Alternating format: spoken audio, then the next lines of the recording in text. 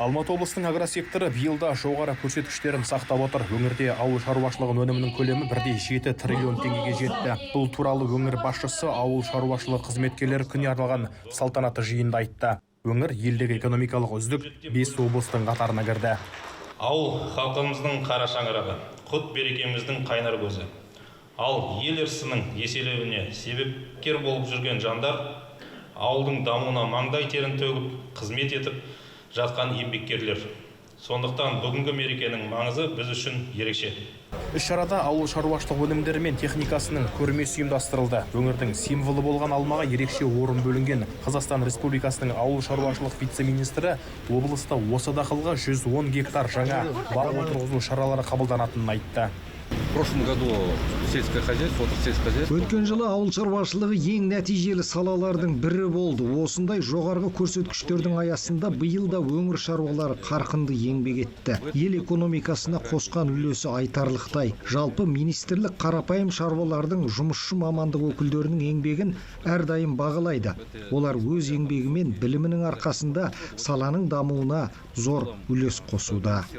Мерекелік жиында Алматы облысының үздік шаруалары республикалық және облыстық марапаттарға ие болды. Сонымен қатар Таза Қазақстан экологиялық акциясы шеңберінде өткен үлгілі ауыл байқауының жеңімпаздарына арнайы техника мен қаржылай сертификаттар табысталды. Біздің еңбегімізді бағалап, мынандай сыйлық беріп жатқанында бұл әрине менің еңбегім ғана емес, біздің коллективтің еңбегі. Осы жетістіктерге жетіп, мал басын сақтап, көп өнім алып, сапалы өнім алып. Алдағы уақытта аймақта егістік алқаптары кеңейіп, ауыл шаруашылық техникалары жаңартылады. Президенттің тапсырмасы бойынша өндірісті 2 есеге арттыру көзделген.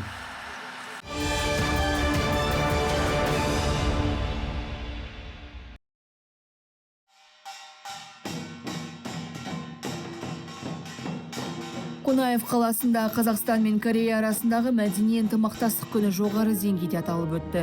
Іс-шараны еліміздің спорт және туризм министрлігі, Корея Республикасының оңтүстік Чунчон провинциясы бірлесіп ұйымдастырды. Мерекелік бағдарлама барысында қала тұрғындары мен қонақтары екі ел тарихына арналған ерекше көрмеге куә болды. Көрме экспозициясында Кореяның дәстүрлі өнерінен бастап заманауи мәдениетіне дейінгі сан қырлы туындылар ұсынылды. Соңғы 20 жылда Қазақстан мен Корея арасындағы мәдени байланыстарды нығайтуда бірқатар маңызды жобалар жүзеге асқан. Бұл өзара ынтымақтастықтың тереңдей түскенін көрсетеді. Сахнада Ақ түндер жарық саяхаты мюзиклінің премьерасы қойылды. Көркем қойылым көрермендерге екі ел мәдениетінің үндестігін сезіндіріп, кештің шырайын одан әрі аша түсті.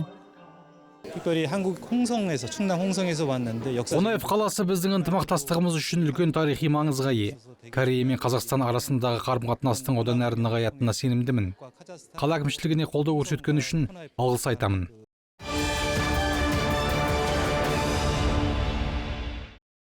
Ұзынағаш пен Алматы арасын жалғайтын қоғамдық көлік толық қайта іске қосылды. Сондай Қарғалы, Үмбетәлі және Мыңбаевтан қатынайтын автобустар өз жұмысын бастады. Аудан ішінде 7 маршрут жүріп тұр.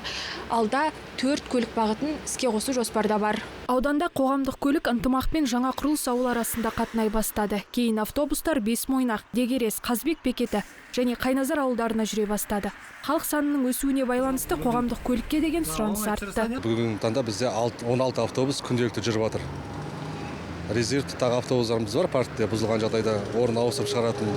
16 автобустың ішіндегі 4 автобус мектепте развозкада жүр. Развозкада бала тасиды, оқушылар тасиды. Ұзынағаш Алматы бағытындағы автобус айналымы шамамен 4 сағатқа созылады. Бұл бағытта күн сайын 25 автобус жол үстінде.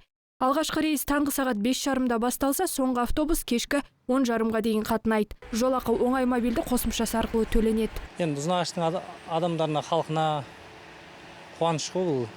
Арзан таксиге қарағанда 120 теңге оңайменен. Халық көп. Таңертеңгі кешкі уақытта автобусқа адам сыймайды.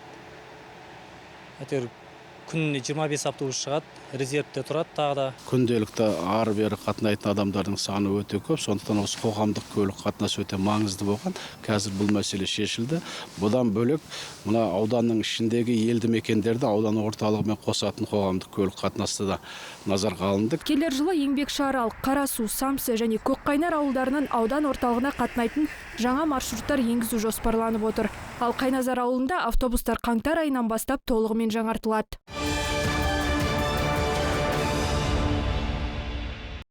Алматы облысында оқушылар арасындағы құқық бұзушылық деңгейі 14%-ға төмендеді. Осы оң үрдісті жалғастырып, құқықтық мәдениетті нығайту мақсатында Іле ауданында заң және тәртіп құқықтық кеңістік атты облыстық форум ұйымдастырылды. Форумға прокурорлар мен полицияның жас көмекшілері және адал ұрпақ клубтарының мүшелері қатысып, қатарластарын білім алып, саламатты өмір салтын ұстануға шақырды. Қатысушылар буллингтің алдын алу, құқықтық сауаттылықты арттыру және қауіпсіз оқу ортасын қалыптастыру жөнінде мазмұнды баяндамалар жасап, өз ұсыныстарын ортаға салды. 10 мектеп, 3 колледжде осы заң менен тәртіп аясында біз үлкен жоба жүріп жатыр. Бұнда зейнеткерлікке шыққан осы құқық қорғау органдарының үлкен ардагер, мықты мамандары қазір мектептерде осы құқықтық сауаттылық бойынша жұмыс жүргізіп сабақ өтуде.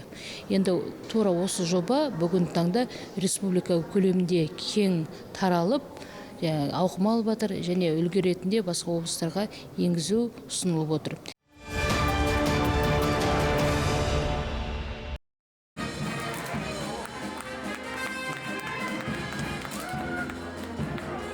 Таэквондодан Кенияда өткен әлем чемпионатында алтын жүлде жеңіп алған Бейбарыс Қаблан елге оралды. Қарасай ауданынан шыққан чемпионды әуежайда жанкүйерлері, туыс-туғандары мен достары күтіп алды. Осы тарихи жеңісімен таэквондошыны мемлекет басшысының өзі арнайы құттықтаған. Әсер өте керемет. Тарихта тұңғыш әлем чемпионы болғаныма қуаныштымын. Жарыс өте қиын болды. Менде 4 кездесу болды. Ең қиыны болған жартылай аяқтық сайыста Иран спортшысы болды. Ол спортшымен 3 раундтық кездесу болып, соңында жеңіп шықтым. Мені мемлекет басшысы құттықтап, өте керемет сезім, әрине күтпедім. Одан сайын мотивация алып, келесі жарыстарда одан да жақсы нәтиже көрсететініме сенімдімін. 87 келіден жоғары салмақ дәрежесінде сынға түскен отандасымыз Үндістан, Түркия, Иран елінің өкілдерінен басым түсіп, финалда оңтүстік кореялық спортшыны жеңді. Дүбірлі додада дүние жүзін мойындатқан батырдың анасы кенжесін сағынышпен қарсы алды. Баламның жекпе-жектерін көруге жүрегім шыдамады, дейді Гаухар Төлеген. Өте қуаныштымын. Баламның осындай жетістікке жеткеніне. Тікелей эфирді қосып қойдым, бірақ көрген жоқпын. Өйткені өз кішкентай кезінен бастап қатысқаннан бері мен даже оны қалааралық жарыстарға апарғанда өзім алып барам, бірақ қасында жүрмейтім, далада жүретімін. Әлі күнге дейін сондаймын. 75 елден 500-ге тарта қатысушы жиналған әлемдік додада Қазақстан құрамасы 2 алтын 1 қола медаль еншілеп, жалпы командалық есепте 3-ші орын алды. Бұл отандық таэквондо тарихындағы айтулы оқиға. Ұлттық құраманың ендігі мақсаты Олимпиада ойындарында топ жару.